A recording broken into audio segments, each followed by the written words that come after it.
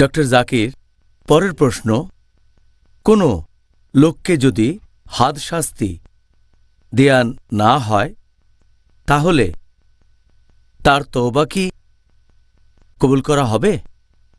কথা আগেও বলেছি, আমাদেরকে বুঝতে হবে যে আল্লাহ সুবহানাহু ওয়া তাআলার মহত্ব, তাঁর দয়া এবং করুণার কোনো সীমা নেই।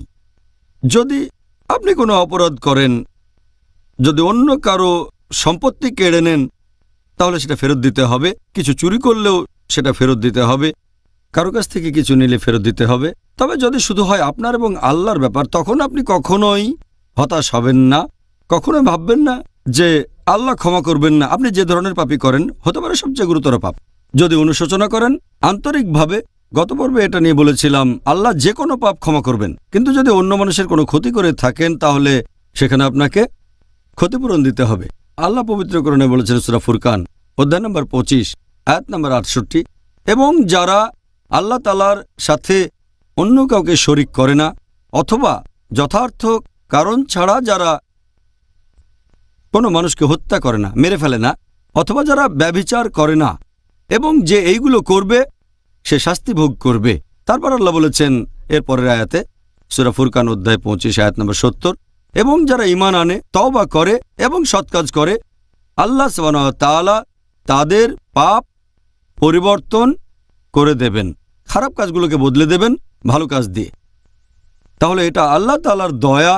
এখন যদি এই হাদ শাস্তির কথা বলেন, যদি কোনো মানুষ নিজে থেকেই বুঝতে পারে যে সে পাপ করেছে, যেমন ধরেন হয়তো সে ব্যভিচার করেছে, সে আল্লাহর কাছে তওবা করবে আর ক্ষমা প্রার্থনা করবে। এটা হচ্ছে তার এবং আল্লাহ সুবহানাহু ওয়া তাআলার ব্যাপার।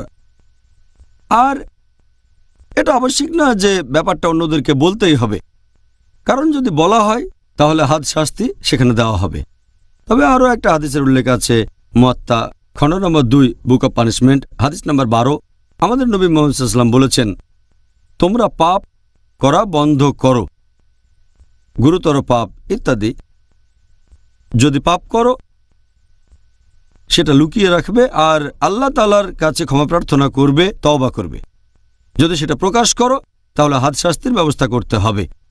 তার মানে যদি সেই পাপের কথা জানেন দেশের সুলতান অথবা দেশের শাসক অথবা একজন কাজী বা বিচারক, তখন সেই ব্যক্তির জন্য এটা আবশ্যিক হয়ে যায়, তিনি হাদ শাস্তির ব্যবস্থা করবেন।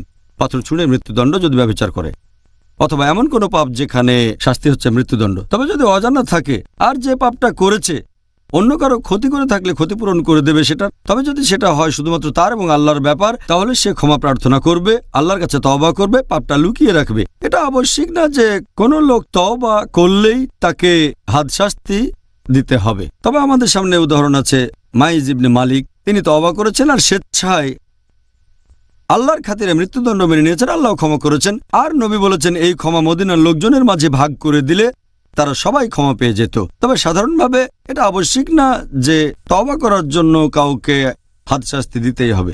প্রকাশ করলে হাদ শাস্তি থাকবে, কিন্তু যদি লুকিয়ে রাখে আর আল্লাহ তাআলার কাছে ক্ষমা প্রার্থনা করেন, তওবা করেন, ইনশাআল্লাহ আল্লাহ আপনাকে ক্ষমা করবেন। ইনশাআল্লাহ।